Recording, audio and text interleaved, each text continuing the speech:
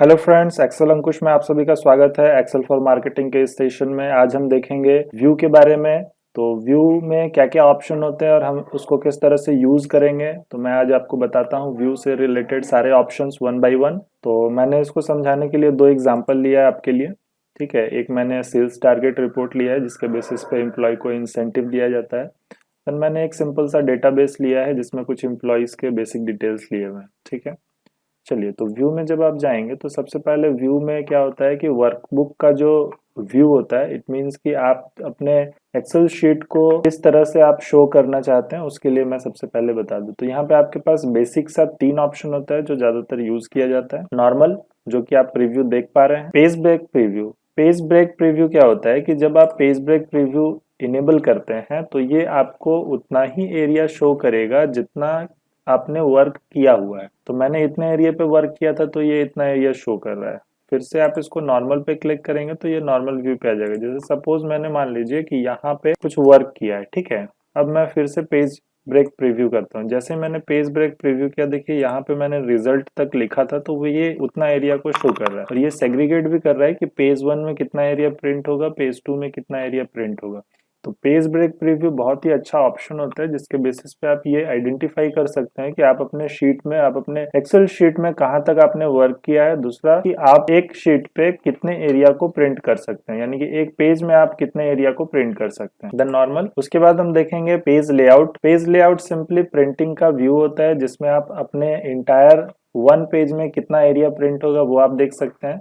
तो page layout preview जैसे ही आप करते हैं तो देखिए ये आपको पेजेस बना के दे देगा। देखिए इस तरह से ये क्या करेगा, वन बाय वन पेज बना के आपको दे दिया। तो एक पेज में कितना एरिया आप प्रिंट कर सकते हैं।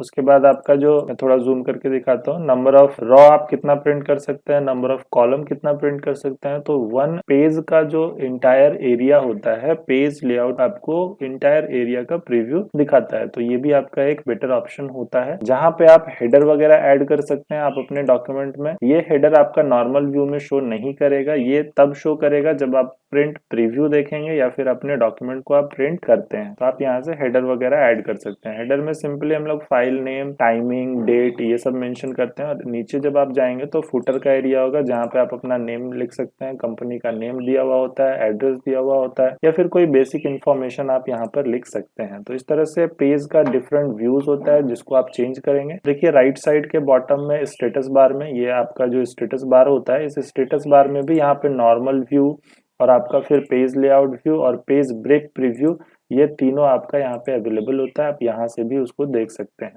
ठीक है, नेक्स्ट हम लोग बात करेंगे शो और हाइड ऑप्शन की। शो और हाइड ऑप्शन क्या होता है कि जैसे ये आपका फॉर्मूला बार है, फॉर्मूला बार पर टिक किया हुआ है। तो फॉर्मूला बार क्या होता है, ये वाला जो बार है ये आपका फॉर्मूला बार है। तो अगर आप इसका टिक को हटा देंगे तो वो फॉर्मूला बार क्या होगा, हाइड हो जाएगा। फिर उस पर दोबारा क्लिक करेंगे तो वो इनेबल हो जाएगा। तो आप यहाँ से फॉर्मूला बार को शो और हाइड कर सकते हैं। देन ग्रिड लाइन की अगर हम बात करें तो ये जो आपको लाइनिंग्स दिख रहे हैं ये ग्रिड लाइंस होते हैं। ये आपको हेल्प करते हैं सेल को आइडेंटिफाई करने के लिए कि एक सेल का एरिया कितना है। तो सिंपली हम इस पे टिक हटा देंगे तो ये आपका जो एरिया है ये ब्लैंक हो जाएगा। इट मीन्स सेल अवेलेबल है, लेकिन आप एग्जैक्ट देख के आइडेंटिफाई नहीं कर सकते हैं कि एक सेल कहाँ से कहाँ तक अवेलेबल है। तो आप यहाँ से ग्रिड लाइन को शो हाइड कर सकते हैं। देन आपके पास हेडिंग्स होता है। हेडिंग्स मींस कि ये जो ABCD आपका कॉलम रिप्रेजेंट करने के लिए इनेबल किया हुआ होता है और यहाँ पर जो रॉ को शो करने के लिए आपका 1 2 3 ऑप्शन अवेलेबल होता है, उसको अगर आपको शो हाइड करना है तो आप यहाँ से हेडिंग को शो हाइड करेंगे तो वो जो आपका कॉलम का लेटर है और रॉ का जो नंबर्स है उसको आप यहाँ से शो और हाइड कर सकते हैं। तो ये बेसिकली शो और हाइड करने का ऑप्शन है जिसको आप यहाँ से शो और हाइड कर सकते हैं। देन हम बात करेंगे जूम ऑप्शन की। जूम से क्या होता है कि सिंपली आप एक शीट को जूम कर सकते हैं एक स्केल पर।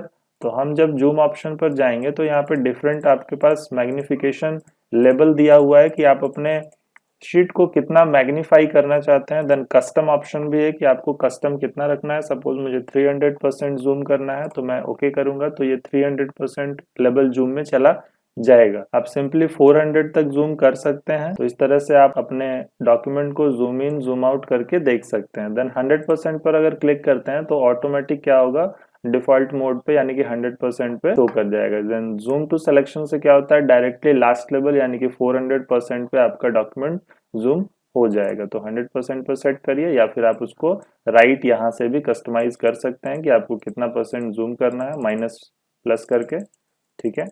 नॉर्मल करने के लिए 100% कर दीजिए। देन मैं आपको बता दूं दूसरा ऑप्शन फ्रीज। फ्रीज जो ऑप्शन होता है ये बहुत ही ज्यादा इंपॉर्टेंट ऑप्शन होता है। फ्रीज की मदद से आप अपने डॉक्यूमेंट के किसी पर्टिकुलर एरिया को फ्रीज कर सकते हैं, यानी कि वो मूव नहीं होगा। कैसे? तो देखिए, इसके लिए मैंने एक बड़ा एग्जांपल लिया। जैसे कि मैं स्क्रॉल कर रहा हूँ, अब ये आपका फर्स्ट नेम है या ये फर्स्ट नेम है मुझे नहीं पता, ये क्या है, ये क्या है, ये वैल्यू क्या है, तो इसका हेडिंग जो है वो छुप गया। अगर इसका हेडिंग मैं चाहता हूँ यहाँ पे ऑलवेज अवेलेबल रहे, मैं कितना भी स्क्रॉल नीचे करूँ, तो उसके लिए आपको रॉ को क्या करना होगा, फ्रीज करना होगा। तो मैं सिंपली क्या करूंगा, फर्स्ट वाले रॉ पे क्लिक करूंगा, ऑप्शन में जाऊंगा और यहाँ पे देखिए सबसे पहले मैं बताऊंगा आपको फ्रीज टॉप रॉ। जैसे ही मैंने फ्रीज टॉप रो किया, देखिए मैं जब स्क्रॉल कर रहा हूँ तो ये मेरा क्या कर दिया, टॉप रो को फ्रीज कर दिया। इट मीन्स कि हम अपने टॉप रो को कभी भी देख सकते हैं, वो मूव नहीं कर रहा है, वो स्क्रॉल नहीं हो रहा है। अब मुझे डायरेक्ट पता चल रहा है नीचे वाले वैल्यू में भी कि वो एग्जैक्टली क्या है।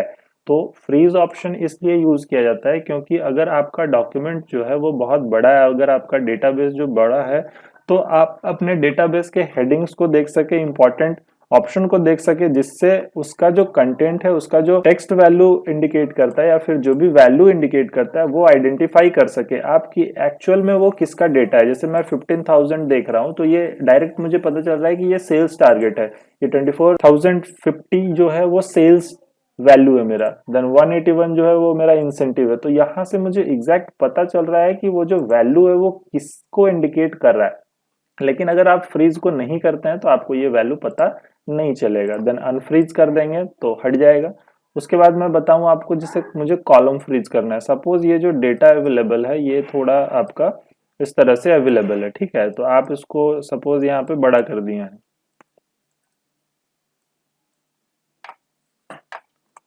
अब अगर आप राइट में जाएंगे तो ये वैल्यू किसको इंडिकेट कर रहा है, किस एम्प्लॉय को, यहाँ से हमको पता नहीं चल रहा है। तो हम उसको कैसे आइडेंटिफाई करेंगे? तो आइडेंटिफाई करने के लिए सिंपली आपको क्या करना है कि फ्रीज में जाएंगे और फ्रीज फर्स्ट कॉलम कर देंगे। तो फ्रीज फर्स्ट कॉलम से क्या होगा आपका कि जब आप इधर मूव करेंगे तो देखिए फर्स्ट वाला जो एम्प्लॉय कोड का कॉलम है वो फ्रीज हो गया है, और मैं सिंपली स्क्रॉल कर रहा हूं तो ए आपका फिक्स हो गया है, बाकी जो है वो स्क्रॉल हो रहा है। तो आप डायरेक्टली पता कर सकते हैं कि हाँ ये जो है ये एम्प्लॉय 11 का डिटेल्स है। तो इस तरह से आप फ्रीज का यूज कर सकते हैं। फिर यहाँ पे अनफ्रीज कर देंगे तो आपका फिर से वो नॉर्मल हो जाएगा, फिर आप स्क्रॉल करेंगे तो पूरा स्क्रॉल होगा। तो इस तरह से आप फ्रीज और अनफ्रीज कर सकते हैं अपने डॉक्यूमेंट के किसी पर्टिकुलर एरिया को वॉच करने के लिए। देन मैं आपको बताऊं स्प्लिट ऑप्शन। स्प्लिट भी फ्रीज की तरह ही ऑलमोस्ट काम करता है, लेकिन ये थोड़े डिफरेंट वे में काम करेगा। फ्रीज को जब आप सिलेक्ट करते हैं तो आपके पास यहाँ पे कुछ लाइनिंग्स बन जाते हैं, जिस लाइनिंग्स को आप इस तरह से ड्रैग करके कंट्रोल कर सकते हैं। अब ये आपके डॉक्यूमेंट को क्या किया, 4 डिफरेंट पार्ट्स में डिस्ट्रीब्यूट कर दिए। तो सिंपली हमको क्या करना है, जैसे ये वाला एरिया मैं यहाँ पे देख पा रहा हूँ, अब मैं चाहता हूँ कि नीचे में मेरा रिजल्ट शो करे। तो मैं सिंपली क्या करूंगा, इस पे क्लिक करूंगा इस एरिया पर, देन आप इसको स्क्रॉल करेंगे। स्क्रॉल करेंगे तो ये आपका नीचे जाएगा और यहाँ पर आपका ये जो लास्ट है वो आ गया। सपोज मुझे यहाँ पे टोटल शो करना था, तो मैं सिंपली क्या करूंगा, इसको यहाँ पर स्क्रॉल करूंगा, ठीक है, और मैं यहाँ पे इसका टोटल आइडेंटिफाई कर लूंगा, टोटल कैलकुलेट कर लूंगा। तो इस तरह से मैं क्या देख पा रहा हूँ, देखिए मैं यहाँ पे सेल्स टारगेट, सेल्स इंसेंटिव, ये सारी चीजों को देख पा रहा हूँ। साथ ही साथ मेरे पास यहाँ पे एम्प्लॉय का पूरा डेटाबेस है, मैं उसको भी देख पा रहा हूँ, और मैं यहाँ से उसको स्क्रॉल करके देख सकता हूँ इजीली। और मेरे पास ये जो आपका फाइनल डेटा है वो भी यहाँ पर अवेलेबल रहेगा हमेशा। तो इस तरह से आपका स्क्रॉलिंग इफेक्ट नहीं होगा। आप इसको ऊपर वाले को नॉर्मली स्क्रॉल करके देखेंगे, नीचे वाला जो एरिया है वो हमेशा फिक्स रहेगा, तो आप हमेशा उसको एनालाइज कर सकते हैं और वैल्यू हमेशा देख सकते हैं। तो स्प्लिट ऑप्शन का यूज करके आप सिंपली क्या कर सकते हैं, अपने एक्सेल शीट को डिफरेंट पार्ट्स में डिस्ट्रीब्यूट कर सकते हैं। मेनली 2 पार्ट होता है, ये 4 डिस्ट्रीब्यूट करके शो करता है। जैसे आप उस तरह से उसको डिस्ट्रीब्यूट कर लें और डिस्ट्रीब्यूट करने के बाद आप उसको क्या कर सकते हैं, वॉच कर सकते हैं। तो इस तरह से, और फिर से स्प्लिट पर क्लिक करेंगे तो वो ऑप्शन डिसेबल हो जाएगा, ठीक है। तो इस तरह से आप अपने डॉक्यूमेंट में व्यू ऑप्शन का यूज करते हैं। और कुछ ऑप्शन है वो बहुत ज्यादा इंपॉर्टेंट नहीं है, इसीलिए मैं उसको डिस्कस नहीं करना चाहता हूँ, क्योंकि वो रिलेवेंट नहीं है, वो यूज में नहीं आते हैं। चलिए तो इस तरह से हम लोग डिफरेंट फाइल्स में वर्क करेंगे, सेल्स से रिलेटेड, मार्केटिंग से रिलेटेड। तो उम्मीद है आपको व्यू का ऑप्शन समझ में आ गया होगा। ये बहुत ज्यादा क्रिटिकल नहीं है, बहुत ही सिंपल है। लेकिन हाँ, मैं आपको एक चीज बता दूं कि फ्रीज ऑप्शन और स्प्लिट ऑप्शन का जो अच्छे से यूज करना जानता है, जो अच्छे से यूज करना जानता है, उसके लिए बहुत ही अच्छा है। क्योंकि जब आप कंपनी में वर्क करेंगे, प्रोफेशनल वर्क करेंगे, तो आपके पास जो शीट्स अवेलेबल होते हैं वो बहुत बड़े बड़े शीट्स अवेलेबल होते हैं, क्योंकि उसमें बहुत ज्यादा रिकॉर्ड्स अवेलेबल होता है। 5 लाख डेटा अवेलेबल होता है। अब उसके बेसिस पे आप कैसे उसको एनालाइज करेंगे, तो फ्रीज और स्प्लिट आपका बहुत हेल्प करेगा उस एरिया को फाइंड करने के लिए। और इन केस अगर आपका कोई ऑप्शन हाइड हो गया है तो आप सिंपली यहाँ से उसको इनेबल कर सकते हैं। तो ये सारी चीजों पे आप ध्यान दें। और इससे रिलेटेड मैंने प्रैक्टिस शीट दी है, और उसका कैसे करना है उसका मैं वीडियो आपको जरूर दूंगा। Thank you very much, happy learning.